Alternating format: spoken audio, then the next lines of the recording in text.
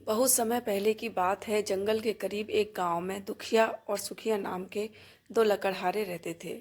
एक सुबह जब वे जंगल में लकड़ियां काटने गए तो उनकी आंखें फटी की फटी रह गईं। लकड़ी की तस्करी करने वाली गैंग ने बहुत सारे पेड़ काट दिए थे और बड़े बड़े ट्रक्स में लकड़ियां भर ले गए थे। ये देखते ही दुखिया क्रोधित हो गया। देख सुखिया, क्या किया उन तस्करों ने। मैं उन्हें छोड़ूंगा नहीं। मैं गांव के हर घर जाऊंगा और इस घटना की शिकायत करूंगा। क्या तुम भी मेरे साथ चलोगे? तुम चलो, मैं बाद में आता हूँ, सुखिया बोला। बाद में आता हूँ? क्या मतलब है तुम्हारा? इतनी बड़ी घटना हो गई और तुम हाथ पे हाथ धरे बैठे रहोगे? चल के सबको इसके बारे में बताओगे नहीं? दुखिया हैरान होते हुए बोला।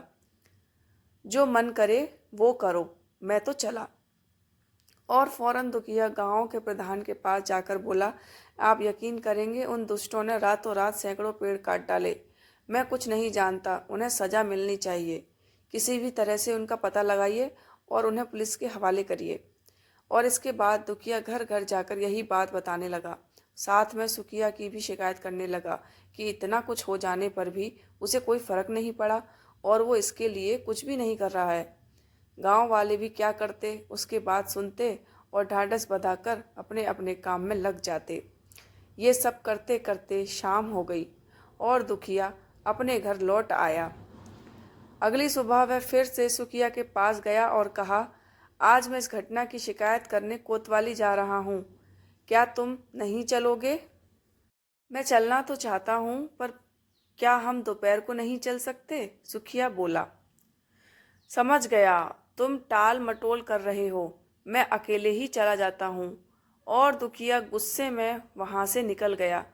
अगली सुबह दुखिया के दिमाग में आया कि इस घटना को लेकर गांधी चौक पर धरना दिया जाए और वह अपनी योजना लेकर सुखिया के घर पहुंचा। खट खट खट खट, दुखिया ने सुखिया को आवाज़ देते हुए दरवाज़ा खटखटाया। बापू जंगल गए हैं, अंदर से आवाज़ आई। दुखिया मन ही मन सोचने लगा कि ये सुखिया भी कितना पागल है। अब जब हमारे मतलब के पेड़ ही नहीं रहे तो वो जंगल में क्या करने गया है। वह फौरन सुखिया को बुलाने के लिए जंगल की ओर बढ़ गया।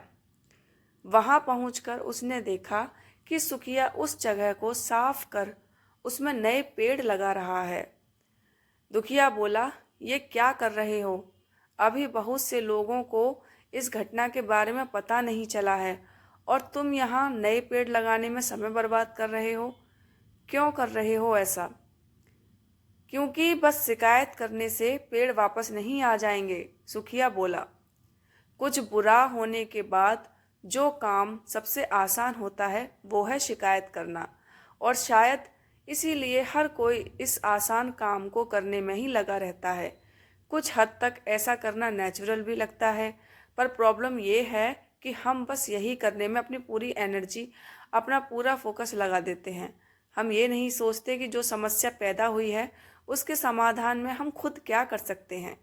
क्या गली में कचरा फैलने पर हम खुद एक डस्टबिन लगा सकते हैं? क्या ट्रैफिक जाम करने के लिए हम कार की जगह मेट्रो से जा सकते हैं? क्या जंगल कटने पर हम पेड़ लगा सकते हैं?